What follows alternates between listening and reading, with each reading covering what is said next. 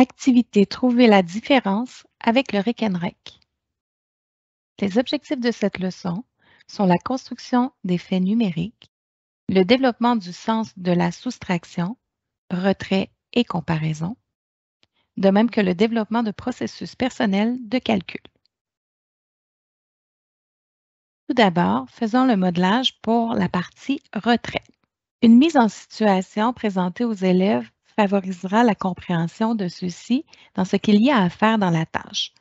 Par exemple, nous pourrions leur dire que nous avons un trésor où il y a 7 perles, que nous pourrions représenter de cette façon. Ensuite, nous pourrions leur dire que nous avons été attaqués par des pirates et que ceux-ci nous ont enlevé 4 de ces perles. Nous amènerions alors les élèves à nous indiquer comment il est possible de modéliser cette situation avec le Rekenrek, pour les amener à dire que le trésor de cette bille ainsi représentée pourrait se voir retranché 4 billes. Donc, ainsi, nous aurions les 7 billes représentant nos 7 perles, de même que ce qui a été enlevé par les pirates ici. En leur demandant combien de perles il nous reste, ils pourraient être en mesure de nous répondre qu'il en reste 3. Présentons une deuxième situation. Supposons cette fois que nous ayons un trésor de 16 perles, que nous pourrions représenter comme ceci. Si les pirates nous attaquent et nous enlèvent 7 de ces perles, nous pourrions représenter la situation de deux façons. Nous pourrions retrancher les 6 perles du bas plus une du haut, ce qui nous donnerait un résultat de 9 perles. Ou encore, les élèves pourraient décider de retirer les 7 perles directement ici, ce qui nous donnerait aussi un résultat de 9 perles. Il est intéressant de montrer les deux façons de faire ou même d'autres façons de faire pour développer la flexibilité chez les élèves.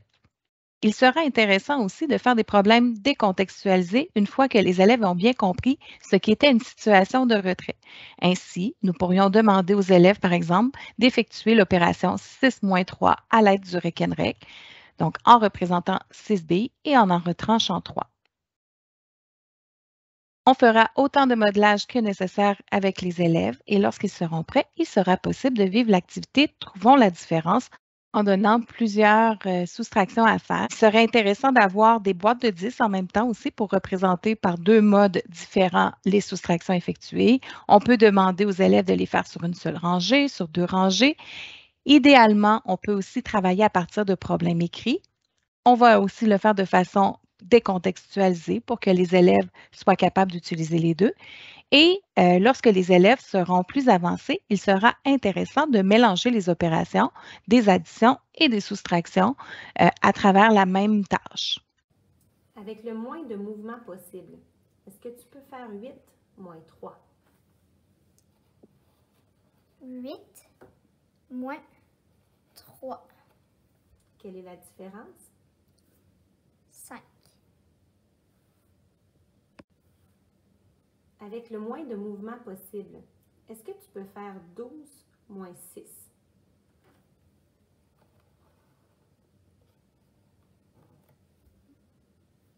12 moins 6. Quelle est la différence? 6. Pour aller plus loin dans l'activité, il est aussi possible de travailler la soustraction en traitant des situations, cette fois, de comparaison. Encore une fois, on amènera la situation par un petit problème. Ainsi, nous pourrions dire que nous avons une collection de 7 diamants et que notre ami, lui, en possède 3. Nous pourrions représenter la collection qui nous appartient sur la première ligne et la collection qui appartient à notre ami sur la seconde. Si nous demandons combien de diamants nous avons de plus dans notre collection, les élèves pourraient voir qu'il est possible de comparer les quantités qui sont égales dans nos collections et qu'il y a un surplus dans notre propre collection de 4. Donc, ainsi, le Rekenrek nous permet alors de démontrer qu'il y a 4 diamants de plus dans notre collection que dans celle de notre ami, ou alors que 7 moins 4 est égal à 3.